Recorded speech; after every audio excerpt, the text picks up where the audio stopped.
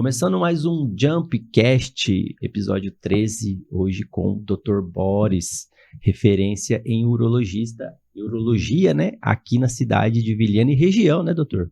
Doutor, pode se apresentar, fala um pouquinho de você, quem que é o doutor, vida pessoal, vamos começar por aí. Então, meu nome é Boris, tá? Tem muita gente que acha que é meu apelido, mas é o nome mesmo. E eu sou da Bolívia, tem mais ou menos 13 anos que eu conheço Vilhena. Eu trabalhei em Vilhena já em 2014, 15, 16. Logo eu parti para fazer as especialidades e eu retornei há 2 anos e meio, mais ou menos. Aí, como sempre, eu fui bem recebido, né, pela galera, pelo hospital, pelo pessoal aqui. Então, já tenho muito conhecimento aqui do pessoal de Vilhena e da região. Então, eu estou muito feliz por ter voltado agora para poder ajudar nessa área tão precária e necessitada, né? E o que te motivou a fazer medicina? E nos últimos anos de escola, eu compartilhava momentos com amigos meus que eles gostavam demais da carreira, né? Eles fizeram medicina também. E eu acabei apaixonando no final. Aí eu falei assim, cara, acho que é isso mesmo. E à medida que eu fui fazendo a faculdade, eu percebi que realmente era isso. E é muito bom, muito bom. É a melhor escolha da vida. E teve algum ponto nos seus estudos que você decidiu ser urologista? Qual foi o gatilho? Eu estava na cirurgia geral e nos últimos 4 meses a gente tem que fazer mais uma prova. Então você faz prova para entrar numa especialidade, depois você faz prova para entrar na outra. Aí nos últimos 4 meses eu ia fazer cirurgia plástica.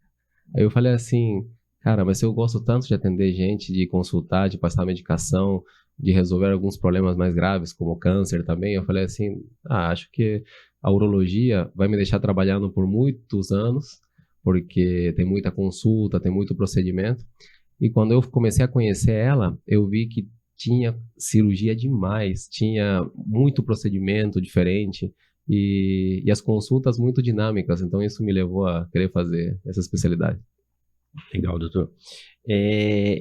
E é um tema um pouco, vamos dizer assim, sensível, né, para o homem, né, essa questão, né? Hoje acho que tem muito preconceito, né, para a maioria dos homens ainda, né? Ainda tem bastante. Eu fiz a residência de urologia no Hospital Federal do Andaraí, lá no Rio de Janeiro, e lá era mais tranquilo, porque lá o pessoal tem uma mente um pouco mais aberta. Porém, graças a Deus, eu tenho tido bons resultados com os pacientes, assim, de poderem se abrir mais na consulta, de contarem coisas que eles falam para mim. Eu nunca contei isso para ninguém, doutor, a primeira vez, e eu tenho conseguido tirar isso deles. E isso é muito legal. Então, eu acho que eu consigo deixar o paciente mais tranquilo e eles conseguem expor os problemas, né? E eles conseguem resolver. Isso é legal. Você está há quantos anos nessa área mesmo? Já urologia? Tem 5 ou 6 anos. E você sentiu que mudou um pouco de quando você iniciou para cá? Porque eu vejo que antigamente tinha muito... Mais receio, né? Mais receio. Mas parece que hoje já normalizou um pouco, né? Mudou, mas também eu percebo, depende, né, do local que o homem mora também. Então, cidades menores, realmente a pessoa tem um pouco mais de receio. E às vezes é engraçado que eu capto um paciente, sei lá, de um bairro do interior e do sítio. Aí o paciente fala assim, cara, eu fui no Dr. Boris, foi muito legal a consulta, eu me senti tranquilo e tal. Aí ele começa a chamar os vizinhos do bairro, é muito legal. Aí ele chega a contar, não, operei com ele. Aí, pronto, o medo, o mito, aquelas coisas somem. Os pacientes já chegam com a vontade para consulta, né? Mas mudou. Tá menos pior. Eu diria, menos pior. Qual que é o maior erro que você acha que os homens cometem com a própria saúde? O básico, a prevenção, tá? O investimento de países como o Brasil, na América do Sul, é na prevenção. Países maiores, eles investem em tratamento, tecnologias muito caras, mas a prevenção do próprio pessoal, né, dos homens, é muito, muito, muito ruim. Eles sempre esperam sentir alguma coisa antes de ir no médico, e isso é ruim. Isso acontece desde 20 anos de idade, né, jovens, até 80. Então eu tenho pacientes que falaram para mim, doutor, eu tenho 76 anos, eu nunca fui no médico. 76 anos. Então, isso não pode acontecer. E uma coisa tão simples, o paciente às vezes fica deixando de ir no médico, achando que ele vai fazer alguma coisa, outra coisa. O médico ele não faz nada sem o consentimento do paciente. Então, se o paciente te dá autorização para fazer o exame, fazer alguma coisa, é tudo bem explicado, tudo do jeito que tem que ser, nada é forçado. Então, hoje, com a medicina tão avançada, aqui em Vilhena, inclusive, A gente tem exames que deixamos de lado muitas vezes para deixar o paciente confortável, para ele falar assim, cara, eu gostei, eu vou voltar. Tem pacientes que se você faz alguma coisa, acontece alguma coisa, eles nunca mais voltam. Então aí você acaba perdendo o paciente. Então antes de perder o paciente, se tranquiliza, você fala que não precisa se preocupar com tal coisa e tal, se tiver algum receio de alguma coisa, pronto. Aí o paciente fica tranquilo, faz um exame diferente, acabou. Tudo tem uma solução. Tem alguma idade que você julga que as pessoas deveriam começar a visitar regularmente? Isso depende. Se a gente pensa em jovens, por exemplo, desde a puberdade eu tenho mães que levam os jovens, adolescentes, 8 a 12, 13 anos. Isso é legal para avaliar a parte física, tudo. Então a gente realmente, o pediatra e o urologista para avaliar em homens, né? Principalmente essas partes. Agora, adultos, a partir dos 40, 35 anos, já é legal fazer o check-up de rotina. Agora, de próstata, 40, 45 anos é o ideal.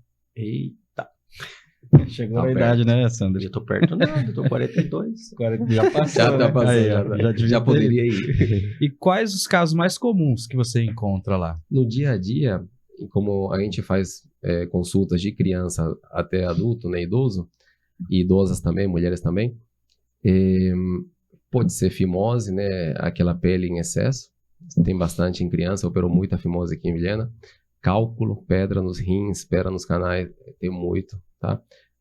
HPB, que seria a hiperplasia prostática benigna, a gente opera demais, trata demais, medicamentos, cirurgias. Alguns sintomas que o paciente imagina que pode ter de testosterona baixa e tal, a gente avalia primeiro, né? Tem bastante.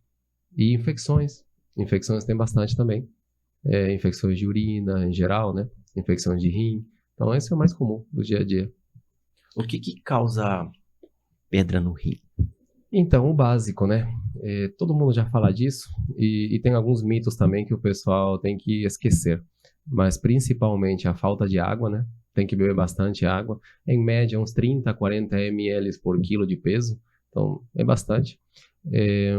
Outra coisa que muitas pessoas falam assim, doutor, minha alimentação é muito boa. Então, uma pessoa obesa realmente tem risco de ter mais pedras. E não é pela obesidade, e sim pela quantidade de comida que a gente come. Então, antigamente era assim, consumo excessivo de sal, não é isso mais. Hoje é calorias. Quanto mais você come, mais risco de ter pedras, porque o rim tem que trabalhar mais para depurar aquilo. Beleza. Então, se a pessoa é atleta, bebe muita água, se alimenta bem, dorme bem, se supõe que esse atleta ele deveria ter menos chance de ter pedras, mas tem uns que tem um monte, porque existe outro fator que é o genético, que é o pior de todos. Então, às vezes não adianta. Adianta porque poderia ser pior. Sim. Então, a gente tenta sempre minimizar o impacto. Então, eu tenho pacientes que ficam indignados, doutor, mas eu faço tudo certo. Mas E se agora... ele tem a genética e também tem o mau hábito, aí arrebentou. Aí arrebenta. Aí não tem o que fazer. Aí vai viver de cirurgia em cirurgia. Eu tenho pacientes que eu já operei 8 vezes. Em um paciente. E toda pedra precisa de cirurgia? Não. Depende do tamanho, depende do contexto da doença. Então, muitos pacientes se assustam. Já chega assim, tô com cólica aqui, doutor, eu acho que tá insuportável, tá doendo demais, eu acho que vai ter que operar. Aí você faz a tomografia, que normalmente o primeiro exame que a gente faz é o melhor. Você faz o exame, aí vem uma pedra, a gente chama de média. 4, 5 milímetros. Ufa, ainda bem, não tem que operar. Depende. Então, ela pode ser média, pequena, depende. O paciente está com febre, o paciente está vomitando, o paciente está com muita dor. Então, tudo depende. Então, não está errado o paciente falar assim, doutor, pelo amor de Deus, me opera, tira essa pedra. E não está errado o paciente falar assim, doutor, eu estou super bem, eu posso ir para casa, né? Pode. Então, tudo depende de onde está a pedra, quais são os sintomas. Então, a gente tem que avaliar o quadro clínico inteiro. Agora, uma pedra muito grande, de 1 centímetro para cima, aí normalmente não tem o que fazer a cirurgia. Não sai, né? Não sai. Quais são os métodos hoje que tem para essa questão da pedra? Então, quando eu cheguei em Vilhena, há quase 2 anos e meio, não tinha essa questão do laser aqui. Existia outro aparelho que você conseguia fazer também minimamente invasivo. Você entra pelo canal da urina, você não faz corte nenhum e você bate na pedra. Hoje aqui em Vilhena, no Hospital Cooperar, a gente tem realmente o laser. Ele é espetacular. Tá? O laser, ele fragmenta as pedras, A gente tem os materiais para retirar as pedras depois de fragmentado, tem material aspirativo para aspirar as pedras, os fragmentos. A gente pode operar pedras desde a bexiga até o rim, coisa que não acontecia. O outro aparelho antigo, ele ia só até na portinha do rim, mas ele não batia dentro do rim. Então, aqueles pacientes que têm pedras paradas no rim, hoje a gente em Vilhena consegue fazer. E é uma tecnologia realmente diferenciada. Bom saber, às vezes a pessoa vai até para fora para operar, você não tem aqui. Exatamente. Você falou de vesícula e rim. Qual que é a diferença da pedra na vesícula e a pedra no rim? Totalmente diferente. Os caminhos de produção são diferentes. O fígado, a gente sabe que ele metaboliza todo o sistema. Quando você toma um comprimido, um remédio, quando você entra em exposição com um veneno, você come alguma coisa, a primeira parte do intestino, junto com o fígado, ele acaba metabolizando. Então, a produção de pedras na vesícula, ela vem por conta da bile. Então, já é outra questão. Normalmente, não tem relação uma com a outra. Então, não porque a pessoa tem uma pedra na vesícula, vai ter uma pedra no rim. Mas, dentro da minha avaliação, normalmente, quando o paciente chega para fazer um check-up, eu sempre avalio a vesícula e o fígado. Porque a gente encontra gordura no fígado, que é a esteatose hepática, a gente encontra outras questões. Mas a pessoa não tem que falar assim, doutor, eu tinha pedra na vesícula, certeza que eu tenho a pedra no rim. Não.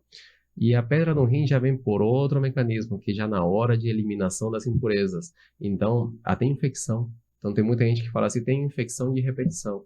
Essas bactérias podem produzir pedras. E quando são produzidas essas pedras, elas podem produzir mais bactéria e mais pedra. Então, o ciclo ele só se perpetua.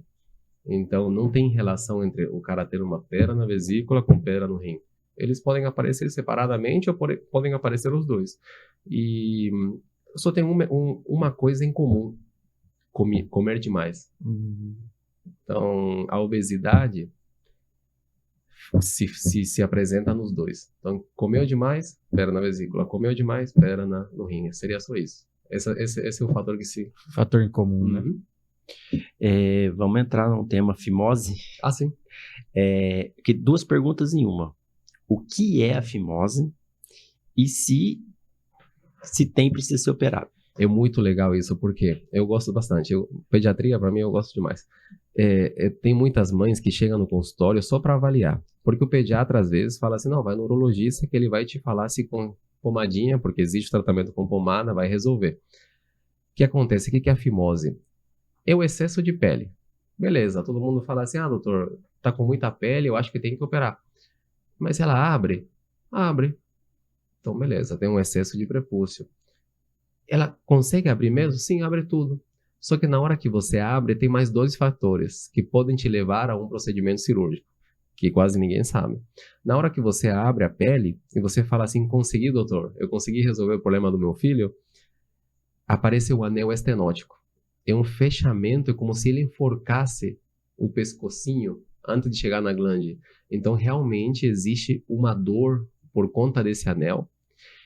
E esse anel pode virar uma urgência médica. Existe uma urgência médica chamada parafimose.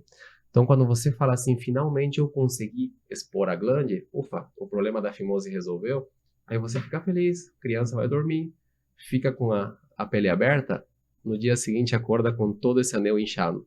Ele não consegue mais voltar a pele no lugar e começa a apertar de vez o pênis. Isso virou uma urgência. Isso tem que operar correndo ou reduzir. A gente coloca a cabeça com sedação, né? A criança não consegue, vai sentir dor, né? A gente reduz com sedação e volta para dentro. Então já é uma urgência médica que o pai já sai de lá sabendo que vai ter que operar. Outra coisa, tem um freio curto, tá? Então temos 3 coisas na fimose: a pele em excesso, o anel que aperta e o freio. O freio fica logo abaixo da glande. Às vezes a cabeça ela começa a ser repuxada para baixo assim e ele sente dor. Tá? Então, a gente avalia tudo. Muitas vezes a gente não consegue ver o freio, porque você tem que expor a pele para você conseguir ver o freio. Mas na hora da consulta, você avalia se vai precisar de pomadinha para tentar ver o freio, para tentar ver esse anel. Mas a gente já consegue ter uma previsão no exame físico, só olhando, só examinando, se no futuro vai ter que operar ou não. Todas operam? Não. 80% dos pacientes não operam. Tá? Existe a cirurgia do excesso de pele por conta também de estética. Então eu falo assim, tem uma coisa engraçada chamada bico de chaleira. Então você vê na pontinha, ela realmente parece um bico de uma chaleira porque ela dobra, é muito engraçado. Só que a questão que nem sempre precisa operar porque é doença. Não, é porque realmente os pais, né, principalmente, falam assim, é muito estranho isso aqui, porque quando ele faz xixi, quando ele urina, parece que fica a urina na ponta. E isso realmente pode levar à infecção. Então pronto, então aí é uma escolha, assim, uma decisão entre os pais e o médico. Mas é muito legal fazer essa avaliação assim, porque os pais ficam contentes, eles começam a entender a doença, né?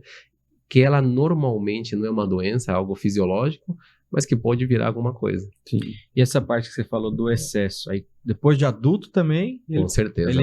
Esteticamente ele não acha legal, ele e pode não é só isso. Eu conheço pacientes de 80, eu atendo pacientes de 80 anos com problema de fimose, que depois dos 60 anos ele nunca mais conseguiu expor a glande, ficam com ela fechada. Por quê? Porque aquele excesso de pele começou a sujar. E a gente sabe que o homem, por ser um pouco mais desleixado, não é toda hora que o homem vai no banheiro, urina e ele limpa. Ele tem que abrir e limpar. A maioria não faz isso. Paciente diabético ou com obesidade, que também é importante nisso, porque uma inflamação crônica, ele acaba inflamando a pele, ela fica tão rígida que você não consegue descer ela, e aí começa a aparecer fungos, bactérias e outras doenças que piora, o cara começa a ter infecção de repetição, vai no hospital, no consultório, toma antibiótico, toma antifúngico, toma os remédios, e no final você tem que operar. Então, assim, eu opero direto pacientes mais velhos por conta disso, e principalmente diabético. É um fator assim que você vê em praticamente todos. E acaba operando. É uma cirurgia simples, mas a gente não tem que esperar esse ponto. Então, tem gente que cuida de idosos e tal. Eu acho que um ponto muito importante é assim, de ficar em cima. Tem que ficar em cima. Sabendo que inflamação crônica em qualquer parte do corpo, e falando especificamente agora de fimose, tem risco de câncer. Tá? Por isso que em países como Israel, países com esse tipo de tradição, eles fazem a apostectomia, a cirurgia da fimose, como tradição. Porque eles perceberam, e isso é verdade, nos congressos se fala disso, que tem menos infecções, menos doenças de transmissão sexual, menos câncer. Porque o principal fator de câncer de pênis no mundo é sujeira, é má higiene. Simples. Não é genética, é má higiene. E prejudica a vida sexual do homem? Total. Eu tenho pacientes que falam assim, doutor, tem 10 anos que eu não tenho relação sexual, porque o negócio não sai. E tem outros que, por incrível que pareça, que eles falam assim, não sai, mas eu dou um jeito, doutor, eu faço assim mesmo. Dor, então, a qualidade de vida total, né, pro casal, né? E você falou aí dessa questão de atendimento a crianças. Qual idade que você falaria para um pai, uma mãe que teve um menino agora e a partir de quanto tempo seria bom levar? Normalmente, no primeiro ano, a gente deixa tranquilo. A gente vai acompanhando. Se os pais perceberem que a urina nesse primeiro ano não sai, ou ela pelo menos faz, às vezes acontece que a urina sai e faz uma bolsa.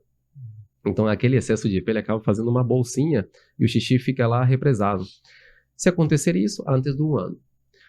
O normal, a partir de 1 ano, avalia, vê se está tudo certo. De 1 ano a 2 anos, avalia. Não, eu queria trazer ele aqui para ver se realmente vai precisar remédio.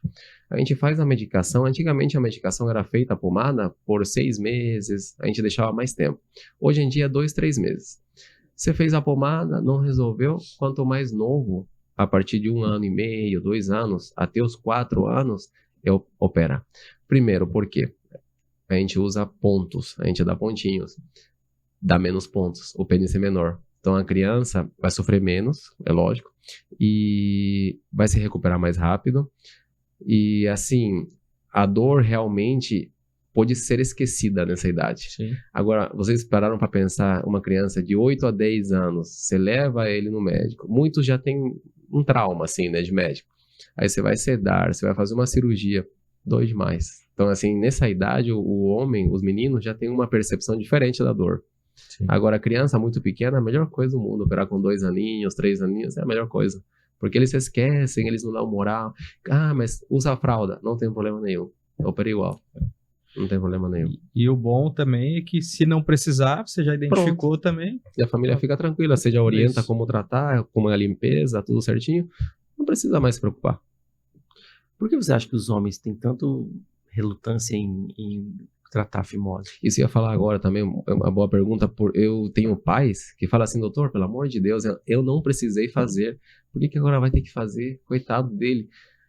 A maioria, pelas consultas que eu vejo, eles falam que acham que a sensibilidade vai mudar.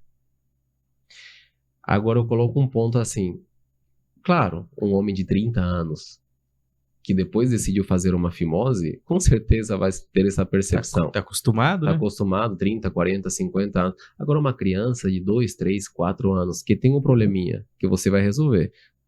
É o anel, infelizmente tem que tirar. Beleza, faz a cirurgia. Ele não sabe o que é. Ele nunca sabe de nada, ele só usa o pênis para urinar. Então, assim, ele não tem essa preocupação. Agora o pai tem, ele chega assim, doutor, mas eu não, é genético? Não. Todo mundo nasce com isso. Sim. Então não é uma questão genética, é questão do embrião. Quando a gente nasce, ele é assim. Então a pele, como que o corpo Deus já fez tudo tão perfeito que o corpo ele já sai com um excesso de pele que é pensar nos próximos anos de vida para elasticidade, para cobrir, para proteção. Depois ela vai saindo. Mas os pais realmente eles perguntam, mas precisa mesmo? Eles têm muito receio, achando que os filhos vão sofrer com isso. Vamos tirar a pele, ele vai sofrer demais. 4 a 5 dias depois da cirurgia, não sente mais nada. Algo simples, né? Então, assim, a sensibilidade que poderiam ter um dia, já foi. Justamente. A percepção de dor também é Exato. bem diferente. É diferente. Doutor, eu queria entrar no tema PSA e começar do básico, explicando para as pessoas o que é o PSA. Então, basicamente, o PSA é uma proteína que a gente puxa do sangue que se refere a qualquer manifestação da próstata, tá? É o antígeno prostático humano, é o básico de uma avaliação de próstata. Não quer dizer de uma avaliação de câncer. Então, tem pacientes que chegam para mim e falam assim, doutor, eu tenho certeza que eu estou com câncer, porque ele viu em algum lugar que o PSA está alterado. Beleza. O meu vizinho viu lá e ele viu na internet que é câncer. Mas a gente nem avaliou sua próstata. A gente nem sabe o tamanho dela. Tem outros fatores que aumentam demais o câncer. O PSA, se a gente coloca... Eu já peguei paciente com PSA de 40. O normal é de 0 a 4. Nossa. Então eles juram que estão com câncer. Eu avalio, faço o exame físico, o exame de ultrassom, tudo certinho. É uma infecção na próstata. Você dá antibiótico por 30, 40 dias, paciente curado. Adeus câncer. Desesperou à toa. Pacientes que chegam com sonda, PSA aumenta demais. Por quê? Porque a sonda está machucando a próstata. Então pronto, aí o paciente fala assim, doutor, passaram a sonda porque eles acham que estou com câncer. Não é câncer. Inclusive, a sonda está aumentando o seu PSA sem o senhor saber. Aí não se assusta que o senhor vai fazer um PSA de novo, vai vir alterado. Mas fica tranquilo, a gente vai avaliar a próstata, vai tirar essa sonda, aí a gente vai resolver. Então, tem muita gente que se preocupa por esse PSA sem ter a avaliação completa. E hoje, com a tecnologia, a gente tem a ressonância, tem outros exames antes de fazer alguma coisa mais invasiva. A ressonância, por exemplo, evita uma biópsia desnecessária.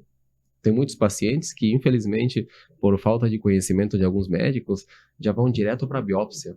E a biópsia é realmente uma coisa meio traumática. Então, é agulhada, né, na próstata. Então, você já imagina. A gente faz a ressonância está normal, vida que segue. E tem também a questão do jeito de fazer exame. Vou contar uma experiência minha, né? Eu fui fazer uma consulta com um nutrólogo, daí ele pediu uma série de exames, um deles era, se não me engano, o PSA. Daí eu peguei e fui no laboratório. Eu não conhecia muito a cidade de Paraná, escolhi um qualquer lá e fui. E aí eu fui cedo na academia, treinei. Já era. Aí fui lá, cheguei, ninguém falou nada. Só coletou, não perguntaram nada e aí tá. O doutor, por um acaso, era amigo dos primos da minha esposa lá. E ele foi jantar lá em casa. E aí nós estávamos conversando e eu mostrei o exame para ele. Ia mostrar na outra semana, já adiantei, ele estava ali na mesa mesmo conversando. Aí ele falou assim, cara, das duas, uma. Ou trocar o teu exame com um idoso, ou você tá com a próstata de um idoso. Aí ele falou assim, fica tranquilo, refaz nesse laboratório. Quando eu fui no outro laboratório, eu fiz a mesma rotina. Eu fui pra academia, eu não sabia de nada, leigo total. Quando eu cheguei lá, a mulher falou assim, ó, você não pode ter tido relação sexual, você não pode ter feito esforço físico, você não pode ter andado de moto nem de bicicleta nos últimos 2 dias. Em cavalo. Aí eu voltei, fiz todo o processo, aí fui, aí deu certo, aí minha próstata tava Normal. Isso é verdade. Que loucura, né? Ah, isso é verdade. É como se fosse uma massagem prostática. É mais ou menos isso que altera. Por isso que veio alterado, mas eu também falaria a mesma coisa. Mas foi 2 Eu dias. falei, não, fica tranquilo. Assim, minha cabeça, meu Deus. Até porque você é novo ainda, né? E por incrível que pareça, eu já tive um paciente esse ano passado, que estava com 39 anos com câncer de próstata. 39. E ele só fez o exame porque falou que um familiar teve câncer cedo. E isso é um dos fatores de risco em geral para muitos cânceres no corpo. O paciente, o pai, por exemplo, quanto mais cedo tem um câncer, o filho, a tendência é que possa ter 10 anos antes ainda. Então, mais cedo ainda. Então, por isso que a gente procura em alguns pacientes mais cedo. E justamente esse paciente me procurou com 39 e veio câncer de próstata. E o que pode alterar o PSA além do câncer? Infecção de próstata é o mais comum. Infecção de urina, muito comum também. Então, durante a avaliação, você pergunta, tá sentindo ardência para urinar? Tá sentindo a bexiga pesada? Tá indo no banheiro toda hora? Sonda. Manipulação. Ah, fiz uma cirurgia de uma pedra esses dias, doutor. Aí ele entrou com uma câmera, né, pela uretra. Aí, beleza. Desde aquele dia comecei a sentir dor. A infecção da transmissão sexual. Tem infecções de transmissão sexual que podem dar prostatite. E é isso. Basicamente, isso é mais comum do que um câncer, né? Isso a gente vê no dia a dia. E a frequência que E outra coisa, desculpa, mais comum ainda é o aumento da próstata. Por isso que eu te falei aquela hora no início, o paciente chega com um PSA alto, tem que fazer ultrassom. Porque existe uma relação entre o PSA e o tamanho da próstata. Outra coisa que a maioria se engana. Tamanho de próstata é câncer, aumento do tamanho da próstata é câncer. Não é, tá? Então, a gente faz uma relação entre o PSA e as gramas, o peso da próstata. Se ela estiver realmente dentro dos parâmetros, você fala assim, condiz com o tamanho da sua próstata, fica tranquilo, isso não é câncer. Pronto, a gente sai feliz, porque sabe que não é câncer. Você falou dessa questão dos pais, né? Quando tem, a probabilidade do filho ter, né, é um pouco mais low. Então, você indicaria para alguém Que já teve? Com a família? o histórico na família, tios, fazer uma irmãos, avaliação, mesmo que não sinta nada, com é certeza, bom avaliar. A partir dos 40 anos. Ótimo, 40 anos já. E como que é a frequência? A frequência é a cada ano. Por isso que existe o Novembro Azul.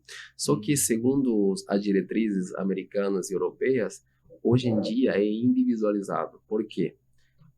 Nem todo mundo faz toque todo ano. Nem todo mundo repete o exame todo ano. Se você percebe que nos exames está muito bom, tudo muito tranquilo, tudo dentro do normal, o PSA, o toque, a ultrassom, está tudo perfeito, ou inclusive uma ressonância, o paciente pode voltar entre 1 e 2 anos. Então, cada caso é um caso. Mas... Todo exame tem toque? Não. Por quê? A gente começa normalmente com a avaliação do PSA, junto com a ultrassom. O paciente volta na consulta.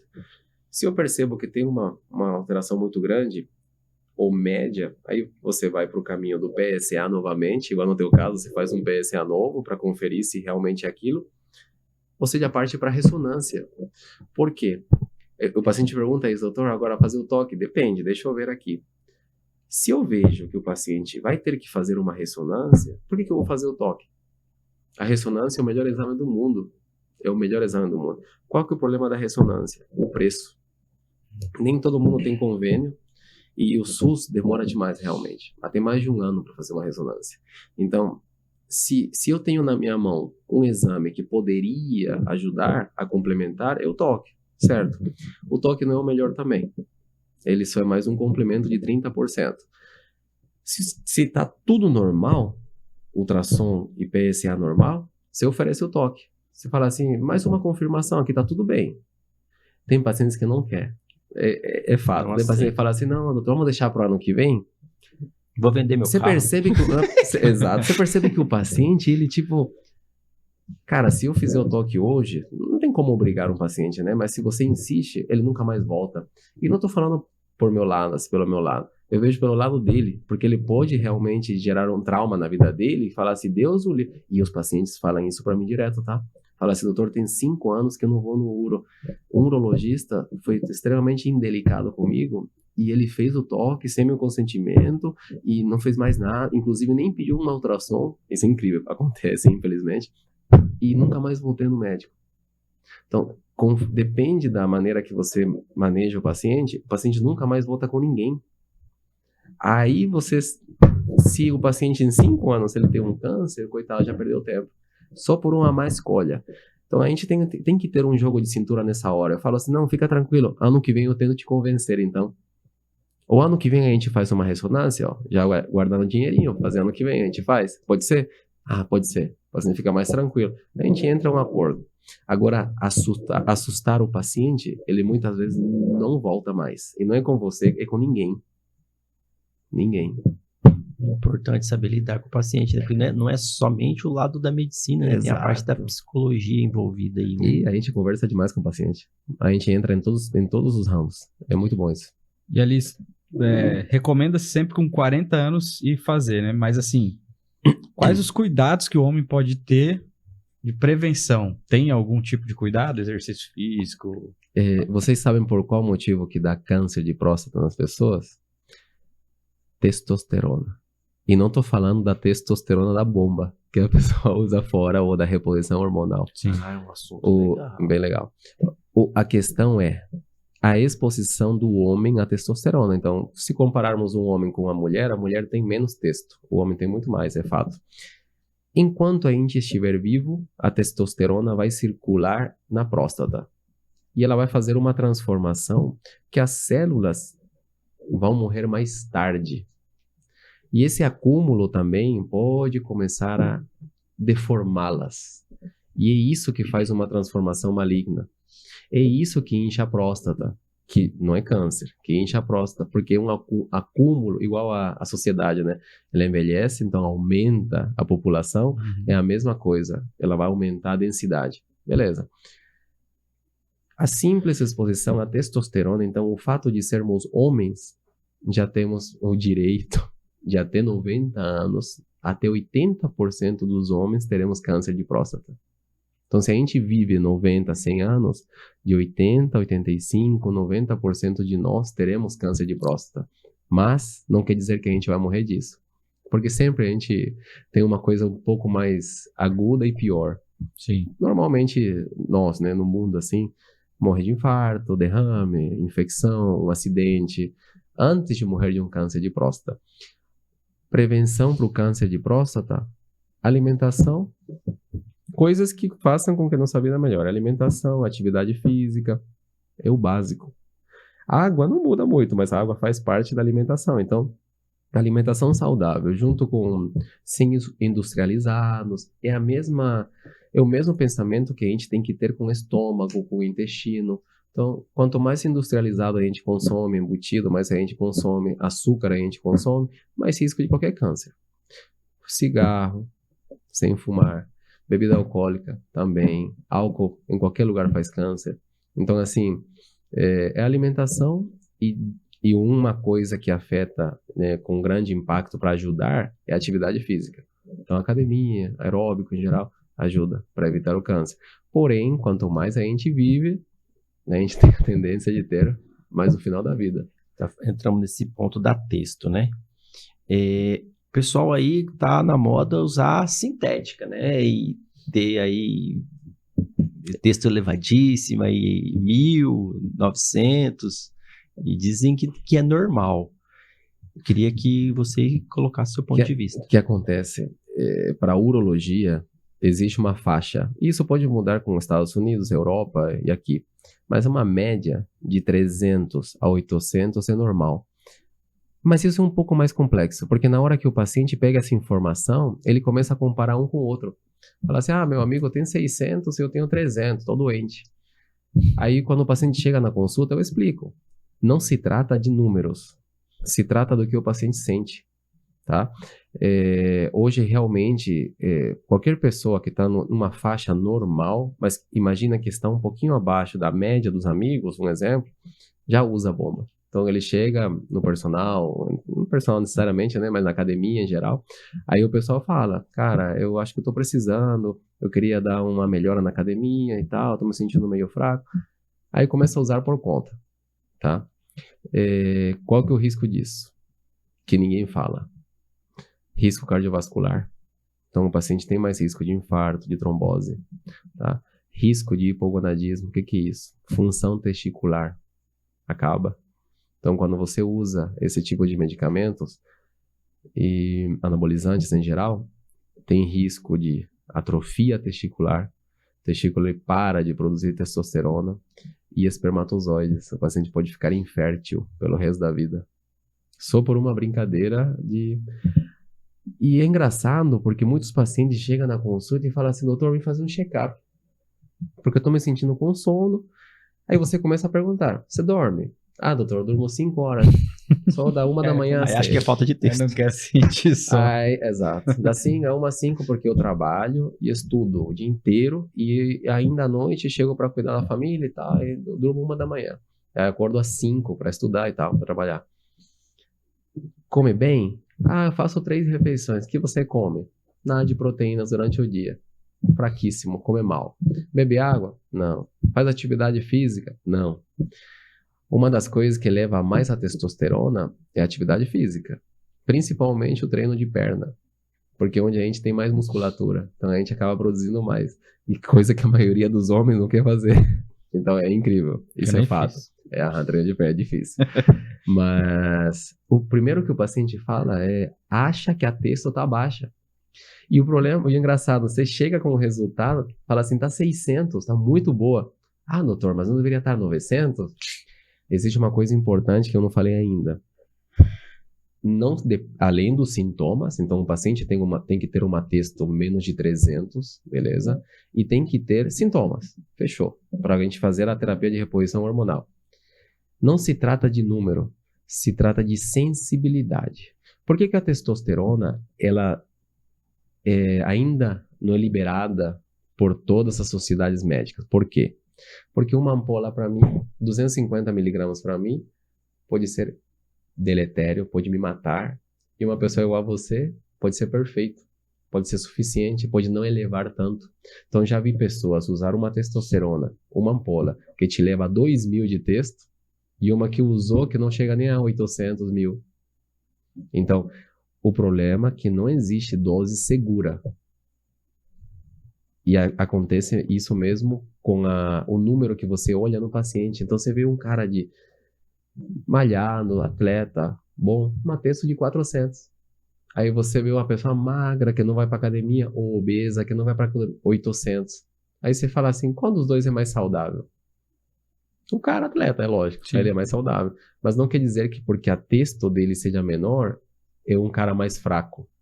É a sensibilidade. Ele com 400 dá show. O outro com 800 não chega nem na metade do cara. E qual a correlação, se tem, né, do uso dos anabolizantes com câncer? Não existe. Nenhuma. No mundo, isso se estuda há muitos anos já, não tem relação do uso de reposição hormonal. Por exemplo, chegou um idoso de 70 anos, você tem que repor, porque está muito baixa. E outra coisa importante, testo baixa mata. Testo alta também. Então, aquele cara que usa na academia como aquele idoso que não tem, os dois podem morrer mesma coisa. Então, tudo tem que estar no equilíbrio, na média. Sim.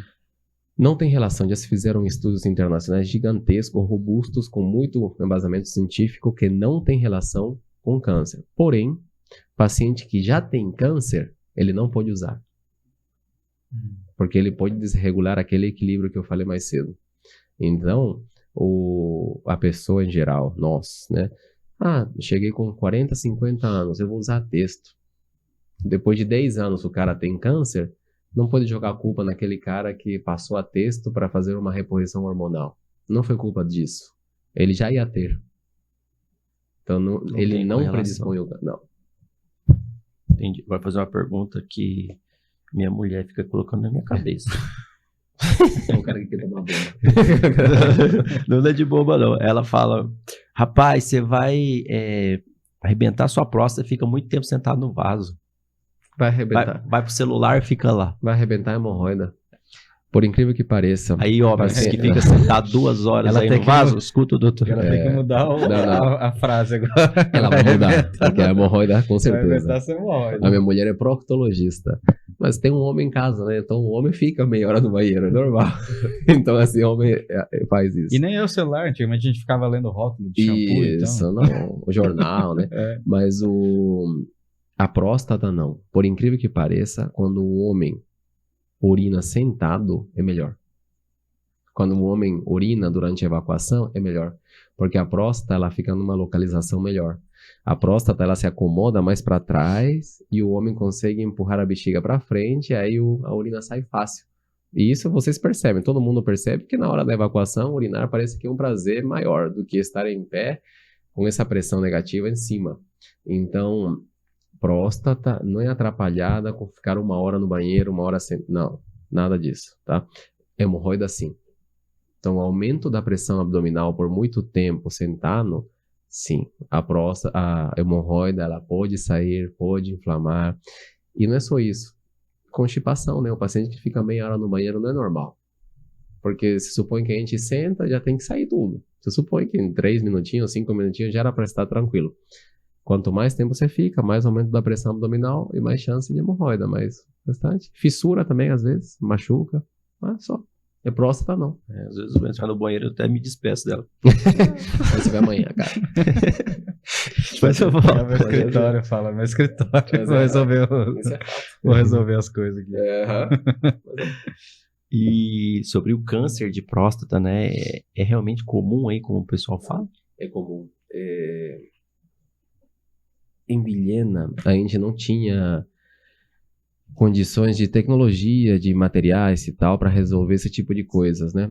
E hoje a gente opera câncer de próstata aqui em Vilhena. Infelizmente, só no convênio no particular. No SUS, a gente não tem SUS Oncologia aqui. Mas nem todo câncer é cirurgia.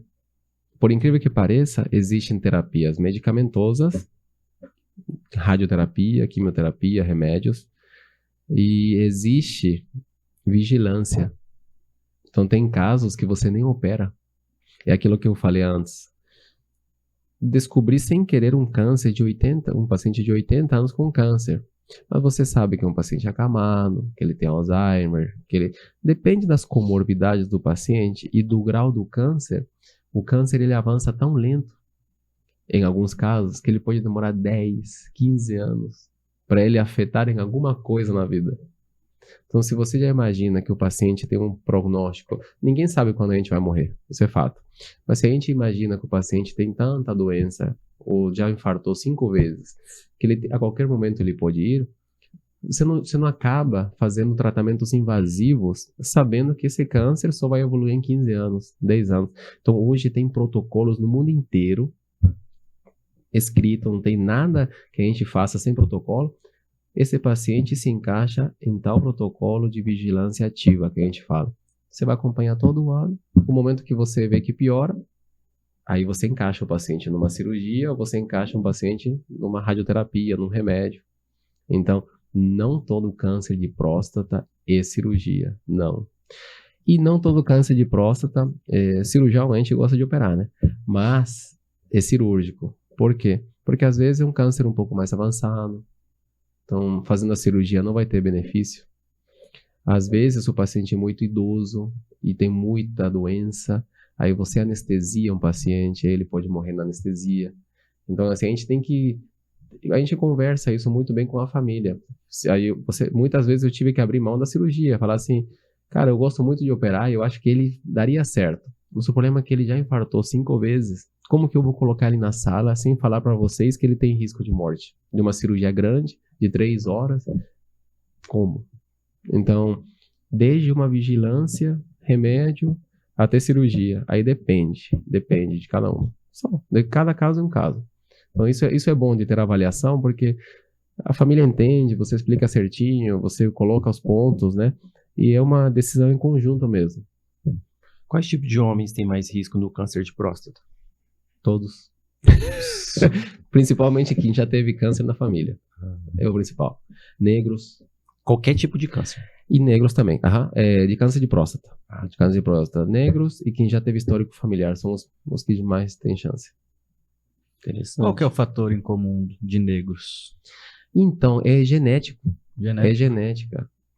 genética. Eles nascem com um gene diferente que eles predispõem. Só que no meu dia a dia, vou te falar que é 50-50. Eu opero a mesma quantidade no meu dia, mas pelo mundo, pela medicina, os negros têm mais predisposição. Igual eles têm mais predisposição para doenças como pressão alta. Então, tem algumas coisas que eles têm mais e outras que os brancos têm. Sim. Os brancos têm muitas doenças raras que a gente nem imagina, que o negro nunca vai ter. Graves. Doenças graves e raras. Preconceito Então, ainda atrapalha muito nessa questão. Atrapalha. Demais. Só que nesse sentido, para mim, não muda, né? A questão é o preconceito da idade mesmo. A pessoa que nunca saiu da roça, que nunca foi no médico, aí essa parte é difícil. Eu prefiro E morrer. tem uns que eu me impressiono assim, que chega com 70 e poucos pro consultório e eu falo, não, o senhor tem condição de operar câncer de próstata, infelizmente pode acontecer isso, a gente sempre expõe as complicações, e eu falo assim, não, o senhorzinho não vai querer operar. Aí manda mensagem no dia seguinte, vamos fazer a cirurgia, doutor, vamos encarar. E dá tudo certo. E me surpreende isso, tipo, a gente tá conseguindo mudar a mentalidade, mas igual eu falei, depende como você aborda o paciente, e depende de você como conversa com ele, isso muda muito. Qual que é a maior mentira ou mito que tem em relação ao câncer de próstata que os homens mais falam entre si? Na verdade, não é um mito. Isso é uma boa pergunta, pensando em duas doenças, tá? Vamos falar de câncer e de inchaço na próstata. São tratamentos diferentes, tá? Inchaço na próstata é o aumento de quantidade de células, então ela cresce. O câncer de próstata é uma semente, é um nódulo que aparece no canto, bem no canto da próstata. Então, sabendo disso, o câncer de próstata não atrapalha a urina. Então, o paciente chega no consultório com 65 anos, sem inchaço na próstata, urinando bem, e do nada acontece um câncer. Então, o cara não sente nada. Agora, o cara que tem um inchaço na próstata, começa a segurar a urina. Aí ele não consegue urinar. Beleza. Isso normalmente é um inchaço. Qual que é o mito? O mito, na verdade, nem está no câncer. Porque, infelizmente, a cirurgia de câncer, ela é mais agressiva. Independente se a gente faz a cirurgia aberta, se faz por videolaparoscopia ou se faz robótica. A robótica, ela é a melhor do mundo hoje. Ela veio com promessas que o paciente, que é o maior mito, né, não fique com disfunção erétil, ele consiga ter relação sexual ainda. Mas acontece. Acontece, eu já vivi isso na minha família, acontece. Então, a gente faz de tudo para fazer, né, uma cirurgia, resolver. O médico, ele sempre tenta preservar. Só que, infelizmente, do lado daqueles nervos da ereção, daquele feixe, está a doença. Então, eventualmente, você vai arrancar tudo. E tem que tirar. Porque o objetivo é a cura do câncer. Né? O objetivo é deixar o paciente sem câncer. A ereção é secundário. E o mito que acontece nessa parte, aí acontece, isso é fato. Até 50% dos pacientes ficam no inchaço da próstata. Os pacientes deixam de ir no médico no inchaço da próstata porque acham que o inchaço na próstata, fazendo a cirurgia de raspagem, tem várias cirurgias, o paciente vai ficar broxa. Isso é mentira. Não fica. Olha aí. Isso é mentira. E é o que mais tem de doença. Então o paciente deixa de ir no médico achando que vai ficar com disfunção erétil por conta de uma cirurgia de raspar. Não acontece isso. Não acontece. Porque a gente não mexe naquele feixe neurovascular que a gente mexe no câncer de próstata. São cirurgias diferentes, não. Nem sempre o aumento de próstata tem relação com o câncer. Não, com certeza não. São doenças diferentes. E outra coisa, o inchaço na próstata, fazendo a cirurgia, tudo, existem algumas complicações, isso é fato, mas não se relacionam com disfunção erétil. Uma coisa que mudou há uns 6 anos, 7 anos, que a gente vê bastante no congresso, é a relação entre o inchaço da próstata com disfunção erétil. Então o paciente fala assim, eu não quero fazer a cirurgia para o inchaço, porque eu estou com medo de ficar com disfunção. Você já está com disfunção. Então aqueles sintomas que você já tem de não conseguir ter relação, é pelo inchaço na próstata. Quando você urinar bem, você vai se relacionar bem. Então, isso se fala muito hoje. Tratar o inchaço na próstata melhora a qualidade sexual. Isso é fato. Independente se você dá remédio, se você dá cirurgia, independente do que o paciente precisa. Resolver o problema, o paciente melhora a relação sexual. E não é o contrário, que fala que o tratamento acaba com o cabo. A maioria fala isso, o tratamento me acaba. Mentira. Essa é outra doença.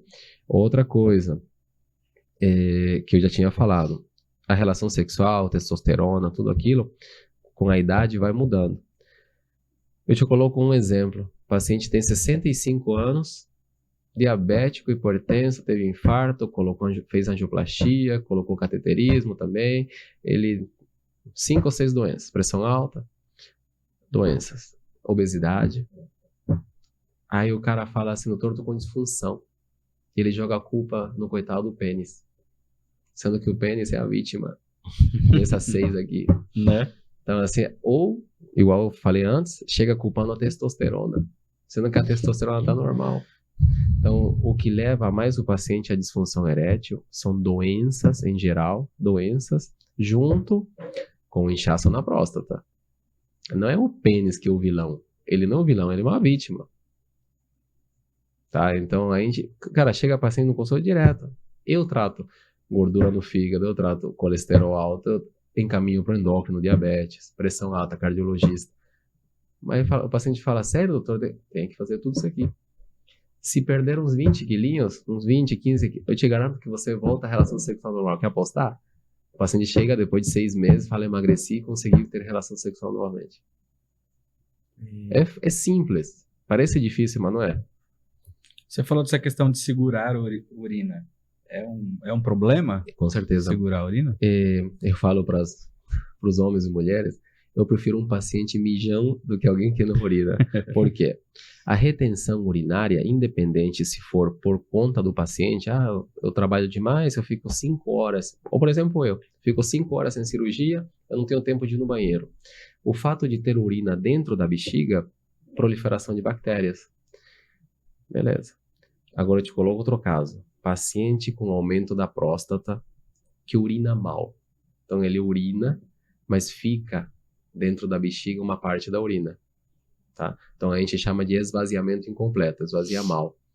Isso dá predisposição a pedras na bexiga, porque a urina fica parada, produzindo pedras, bactérias. A urina eventualmente, se fica tão grande essa bexiga cheia de urina, vai para os rins, insuficiência renal. O paciente pode fazer diálise, simplesmente porque não urina bem. Por isso que vocês veem muitos pacientes de sonda. Sim. Porque é muito melhor que a urina esteja fora do que esteja dentro. Então, por isso que a gente prefere um paciente mijão do que um retentor. Quem retém urina é problema na certa. Então, é chato usar a fralda. Tem mulheres que... Eu trato mulheres também, eu faço cirurgia em mulheres. Períneo, cirurgia de incontinência urinária, tudo isso. Então, é chato uma mulher usar 5 fraldas por dia, 5 absorventes por dia. É chato, mas seria muito pior.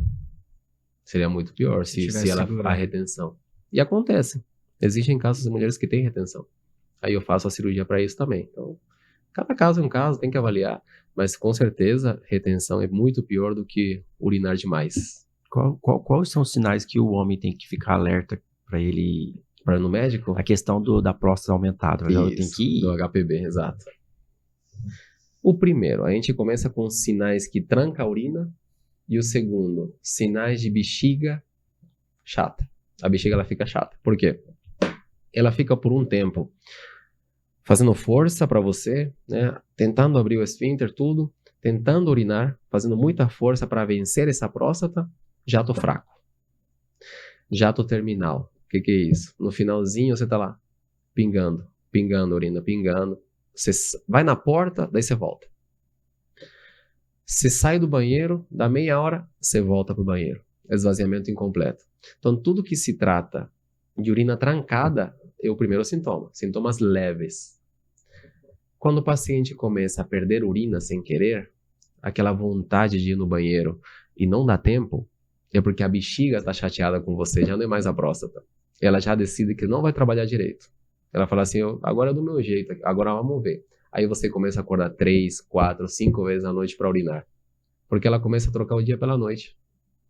Então, quando você tem sintomas de bexiga, chata, bexiga hiperativa, urgência miccional, aquela vontade, aquele cara que viaja daqui para Cuiabá e para 10 vezes para urinar, bexiga hiperativa, urgência miccional, já é sintoma avançado. A gente usa até um teste, um quiz que o paciente preenche e tal, ele tem mais de 30 pontos de 40. Agora, sintomas iniciais, ele tem menos de 20. Então, aí você já sabe, ó, a sua bexiga, na ultrassom, pode ter uma bexiga de esforço. É aquela bexiga que cansou de trabalhar. Pronto. Mulheres têm isso. Só que mulheres têm outros motivos, e não a próstata, né? Mas o homem, basicamente, se ele conseguisse ir no médico nesses sintomas iniciais, de urina trancada, ou de esvaziamento ruim da urina, ele consegue resolver a maioria dos problemas sem cirurgia. E uma pergunta. O último pingo é da cueca? Pior que é. Com certeza.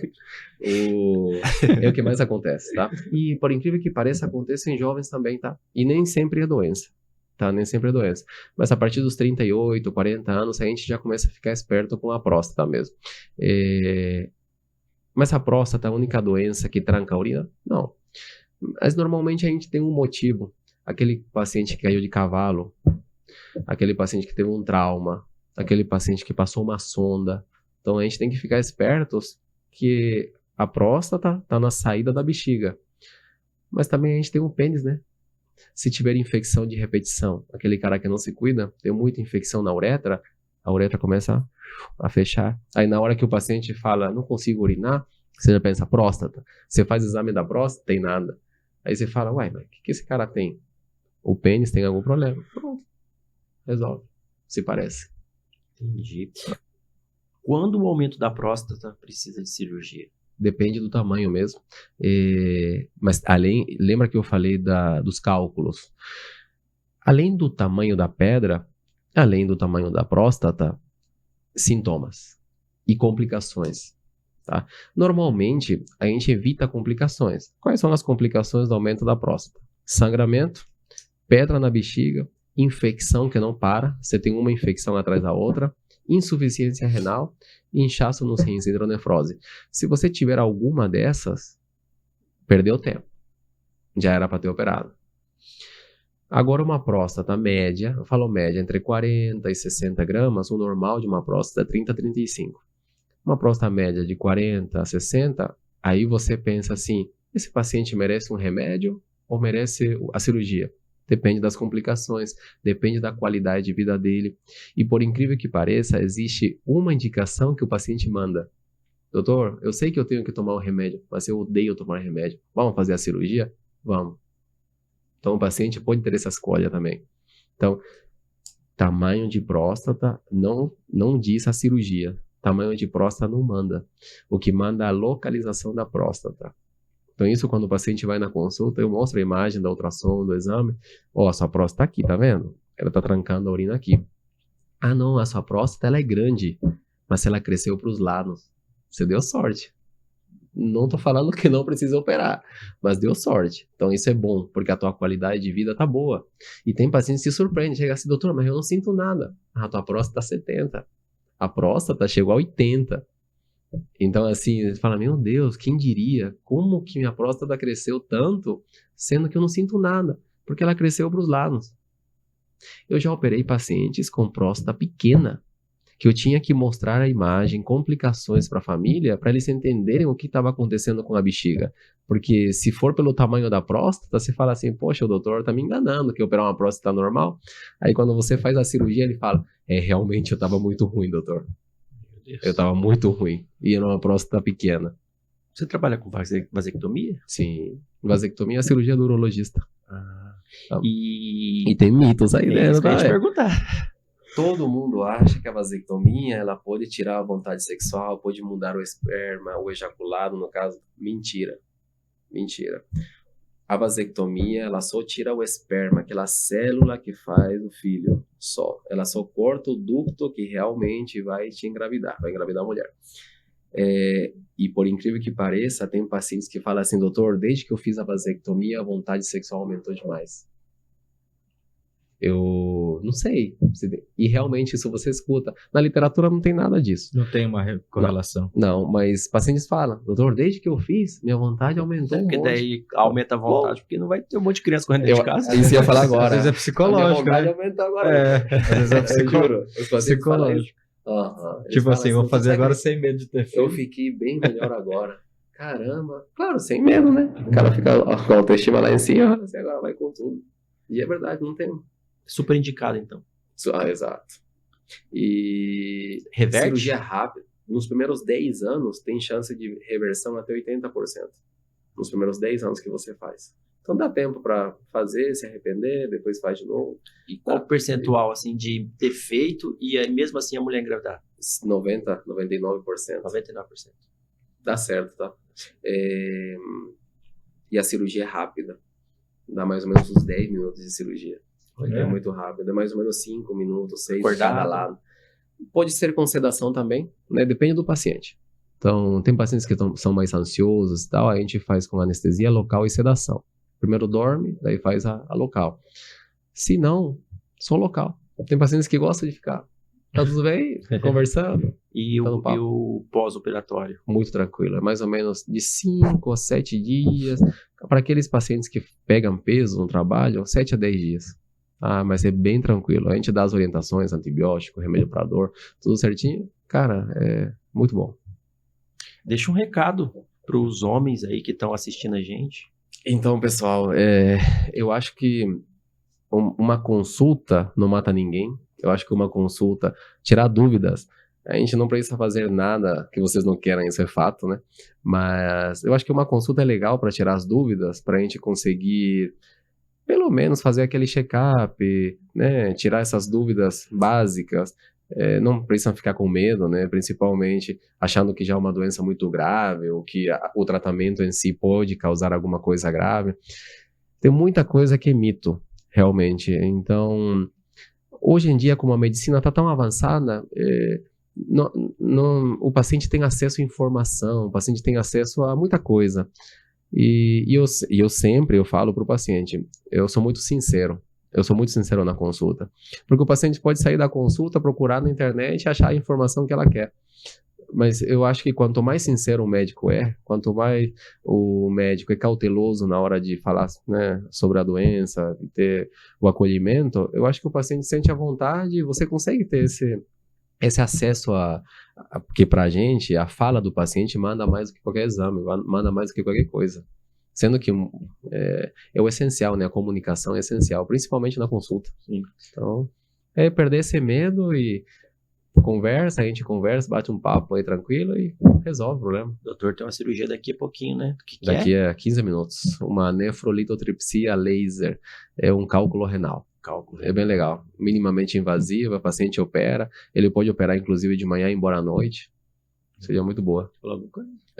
Onde você atende hoje? Eu atendo na clínica Scholler, tá? Ela está na Avenida Beno Luiz Graibin, no Jardim América. A clínica é nova, deve ter uns 4 anos. E eu fui bem acolhido lá com o pessoal. Muito bom, né? Muito atendimento lá. E no Hospital Cooperar.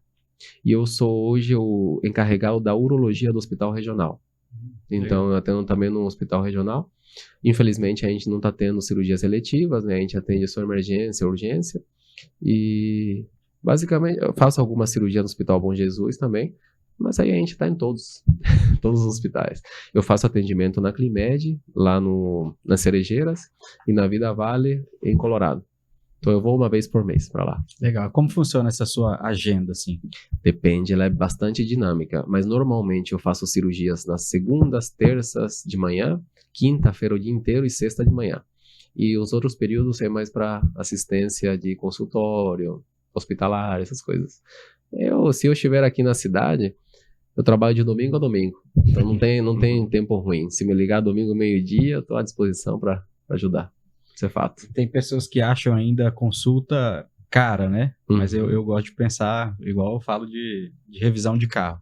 é melhor você fazer uma revisão uma vez por ano Exato. e gastar uns 600, 700 do que deixar fundir o motor e você Com gastar 15 certeza. mil pra fazer Isso um é motor. verdade, a gente não gosta de ficar gastando um monte com carro e tal, por revisão, mas a gente faz e depois não se arrepende. É, a prevenção. Fala assim, ó, tá aqui tudo certinho, então Melhor coisa é ir no doutor, pagar a consulta, não ter nada. faz o exame básico aí, resolver. Ou se tiver alguma coisa que ainda dá tempo de Exato. tratar, né? E tem, igual eu falei, tem alternativas mais baratas, tem alternativas que dá pra ajustar se precisar fazer algum tratamento, alguma coisa. E tem remédios baratos, até remédios mais caros. Tem cirurgias baratas, tem cirurgias mais caras. Então, dá pra fazer.